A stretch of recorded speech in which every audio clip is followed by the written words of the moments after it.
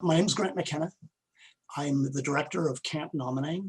I've been the director now for the last 11 years.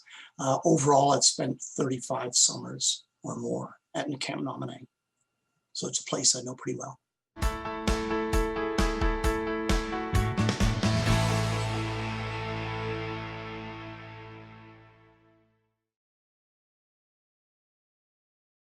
Camp Nominingue is a boys camp, and we're the only boys camp in Quebec. The fact that we're in Quebec also makes us fairly unique. Most camps in Quebec aren't private. We're a private camp. We're in Quebec. So we draw campers from Ontario, from across Canada, as well as around the world, who come to Quebec also for an experience in Quebec in a province that is francophone.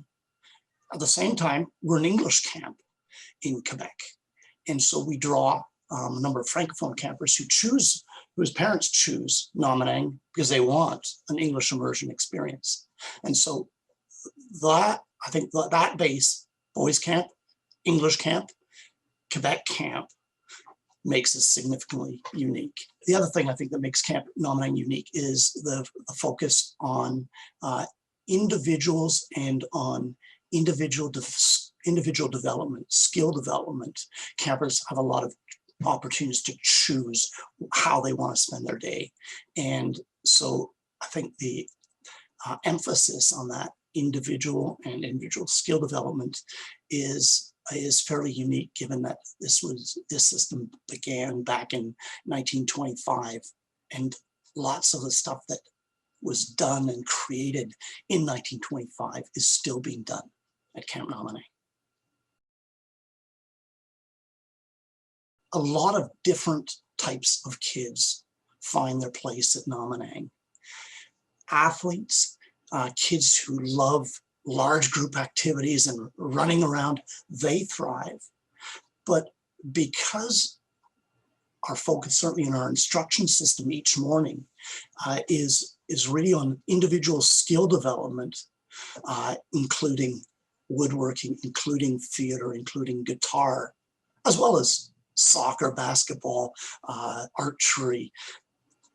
There are a lot of different types of kids who find their place at Nominingue, and I think that's what there's no one type of camper that thrives at Nominingue.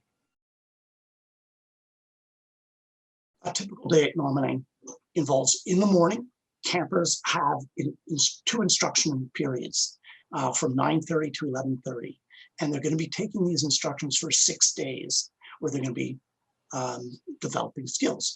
Most campers choose the instructions and are happy with them. If ever a camper decides after the first day that they'd like to change an instruction, that's possible too. So, so if they make a mistake in their first choice, then they can choose again.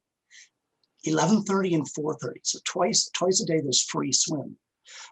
Campers can choose to go swimming. They can also go sailing. They can go play tennis, play basketball. Basically, we want them to be active in an ideal world.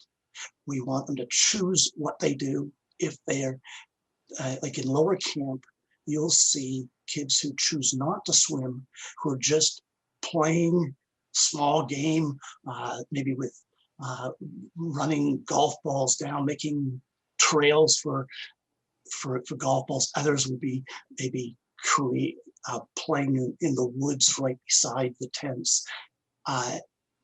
So the goal is to have everybody doing something, but they can choose what they're doing. Up in upper camp, so with 13 to 15-year-olds, if a camper wants to just read a book during that free time, they can do that. So it is dependent on the age, and the goal is to have everybody doing something, and ideally choosing what they want to do at that time. Afternoons, it's typically age group programs. So the 11 and 12-year-olds have an activity, and they might have an alternative activity as well. So, and then in the evening, often it's large group programs. So 4 to 7 days, it's an all camp activity. Sometimes it's a wide game where they're running around, and other times it's more of a community cultural experience, really, gathering together as a community. And maybe it's a show put on by musicians and actors. And other times there are other events that are occurring in the evening. In dealing with behavioral issues, the first part of the process is the communication with the parents. In an ideal world, the parents tell us more information about their son than they need to, and then that helps us prepare. The next part of it is we want our counselors to, so they have to begin with that information. We want our counselors to be proactive. The tent counselor is the first person who should be getting to know the kids in their tent. They're then able to respond, and we want them to take action if they feel they need to intervene. We want them to listen. They need to listen to their campers to know what's going on. They need to, if they do intervene in a situation, they then need to communicate that to their head counselor, and that communication needs to go to the senior staff, so that if there's a problem that is occurring, then we have the whole team supporting the camper who might be feeling victimized and the camper who might be doing the victimizing. If that's the other thing about it, is that I think by having a lot of freedom of choice, of campers choose their own instructions, campers have free time where they can choose the activities that they like to do, it also means that there aren't that many behavioral problems just because people are doing what they want to do. And then the other thing, like another change, I guess, historically at camp, is that in 2021 and in 2019, campers are way more involved in the decision to come to camp than they might have been in the 70s, 80s, and 90s. And so I think because they're involved in the decision, that also removes some of behavioral problems that we might have had back 40 years ago. What the kids and their parents talk about most is probably the canoe trip. The canoe trips have the greatest impact on them and the memories that they take away from camp. That would be number one. Number 2 and 3 would probably be their instructions. So campers, some campers come to camp and they spend their whole time at the theater, or other campers spend their whole time whenever they can playing the guitar, taking guitar instruction, and being involved in that. So instruction is a second, and a third would probably be all camp games, and a fourth would be staff. The bonds that they develop with the counselors. Sometimes it's their tent counselor, other times it's somebody else. If somebody coming to the camp for the first time, they have a lot of questions, a lot of concerns and fears.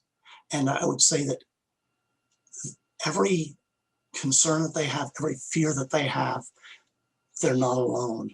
There are other campers, sometimes campers who've been at camp for 5 years, who have the exact same issues, the same worries. Who do I ask if I have a problem? Will I have a friend? Another thing that I would say to them is that some campers, they come with their best friends. Some campers, their parents, or forget about that part. Some campers come with a group of friends, but there are lots of campers who come on their own, who don't know anybody else, or who don't have somebody that they really want to be in their tent with, and that, so they're going to find there are other people exactly like them with the same interests, same issues. Another thing I would tell them: ask questions. ask as much as you can. Get your parents to ask the camp if there's an opportunity to find out more about the camp.